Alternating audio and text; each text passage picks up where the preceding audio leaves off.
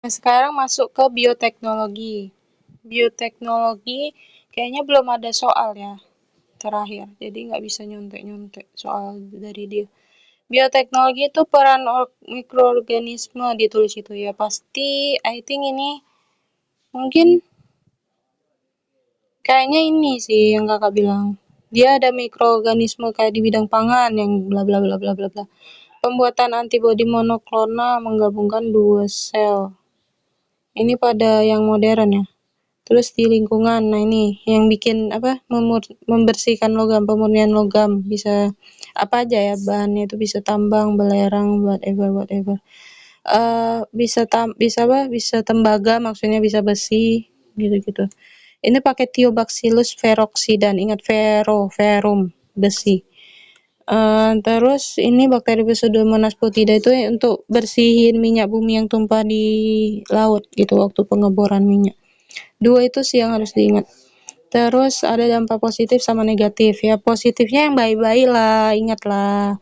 Negatifnya dia bisa mengurangi plasma nutfah, itu ingat. Biasanya itu muncul kalau dampak-dampak gini. Transgeni itu organisme yang dibuat dari perubahan susunan sel-sel gitu, yang enggak kayak mutasi buatan gitu. Terus karena kalau nggak dikelola dengan baik, kan kita transgeni itu khususnya kayak yang unggul terus jadinya yang kayak yang kurang unggul berkurang dan itu mengurangi keanekaragaman hayati. Dan selain itu juga si transgenik ini banyak bermasalah ya. Kalau misalnya baru kayak yang buah-buahan atau sayur-sayuran yang apa sih namanya? Transgenik gitu yang udah hasil suntikan-suntikan gitu emang dia biasanya lebih besar, lebih bagus, lebih ini tapi kan gennya tuh nggak alami jadi kayak bisa jadi halnya itu bisa mempengaruhi jangka panjang kesehatan jangka panjang. Terus petani tradisional jadi kalah deh. Gitu-gitu ya. Ya gitulah.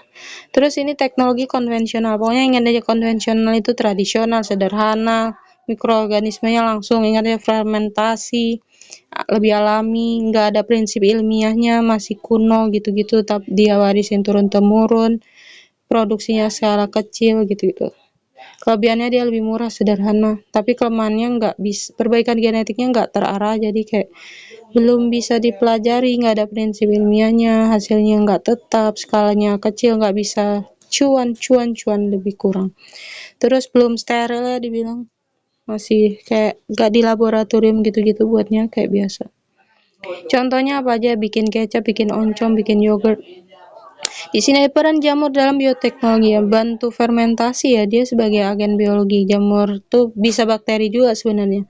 Terus contoh hasil peran jamur ini dalam bioteknologi khususnya waktu fermentasi ya. Fermentasi itu kan manfaatin jamur ya salah satunya.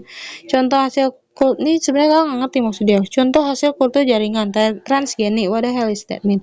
Because that's the two different things. Karena kayak kultur jaringan itu untuk bikin banyak seragam, pasti kita ambilnya yang unggul dong. Yang unggul tuh kita ambil, unggul, kita ambil salah satu bagiannya, kita kembang biakin jadi seragam dan banyak dan cepat tumbuhnya. Itu kultur jaringan. Dan dia tuh di tempat yang steril dan terkontrol kayak harus begini, harus begini, harus begini gitu. Kita awasi lah. Sedangkan tanaman transgeni itu yang kita suntik-suntik gitu, hormon apa gitu untuk ini, untuk itu. Susunan gennya udah berubah gitu. Contoh transgeni itu misalnya insulin dari ini. Kalau pada tumbuhan kentang yang bisa antibakteri, tomat anti busuk, ini itu. Anyway di sini yang sering muncul bakteri juga bakteri ya, Bacillus thuringiensis ini termasuk mikroorganisme kan. Dia tuh untuk menghasilkan racun. Racun yang cuman bisa mati dimakan sama si ini ulat sama hama gitu. Jadi kalau ada apa namanya yang bakteri baiknya nggak mati gitu lah. Terus pasangan jamur bakteri dan perannya ini kalau ambil dari Google ya, lihat ya, ingat lactobacillus ini sesuatu yang mirip-mirip, kamu harus baca sendiri dan ingat sendiri ya. Ini biasanya yang sering muncul nih kayak tempe Rhizopus oryzae, Rhizopus itu bisa, tapi yang lebih utamanya ini ya. Roti Saccharomyces cerevisiae. Kalau yogurt ada lactobacillus ini yang jarang banget berubah ya. Kadang yang lain kayak mirip-mirip gitu loh. Pembuatan keju Penicillium roqueforti. Penicillium roqueforti. Ada penicillium yang lain soalnya. Kecap itu biasanya yang umum Aspergillus wenti, bisa juga pakai yang lain. Dia kayaknya bisa Rhizopus apa gitu juga kalau nggak salah ya. Ada yang bilang gitu. Terus kalau tauco Aspergillus tapi oryzae. Oncom itu biasanya lebih umumnya Neurospora sitopila. Nata de coco nih juga nggak berubah, Streptobacter silinum. Kalau cuka Acetobacter aceti. Ini dari soal nih kakak ambil. Kalau sayuran kalau kimchi pakai kimchi. Kecap tuh Aspergillus ojae ya maksudnya. Dia tuh kayak ada kecap manis, kecap asin gitu-gitu tuh kalau nggak salah yang bedain. Kalau susu ya mirip ini bikin kecap, bikin yogurt dari susu jadi ini. Terus kalau bikin sosis dari daging jadi ini. Ini sebenarnya harusnya kedelai ya, kedelai pakai ini jadi kecap gitu. Air kelapa pakai ini jadi nata de coco, ampas tahu jadi oncom. Kita ke soal dulu. Beberapa contoh soal yang mungkin keluar nih. Misalnya gini yang tadi nih. Pemisah logam ya udah langsung feroksidan ini. Bacillus thuringiensis tadi yang anti hama. Ini kakak lupa Pak. Acetobacter aceti tadi bikin cuka kan.